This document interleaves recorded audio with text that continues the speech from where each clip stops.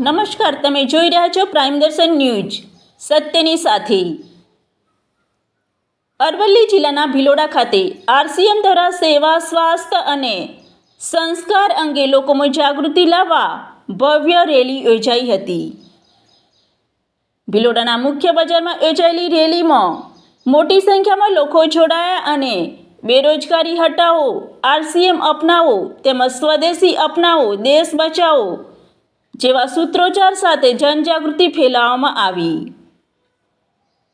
ત્યારબાદ ગ્રામ પંચાયતના community hall ખાતે યોજાયેલા માર્ગદર્શન કાર્યક્રમમાં શ્રી કાળુભાઈ પટેલે સેવા, સ્વાસ્થ્ય, શુદ્ધ આહાર, સ્વરોજગાર અને સશક્ત ભારત વિષય પર માર્ગદર્શન આપ્યું। Bureau reporter Jyothika Kharadi, Aravalli.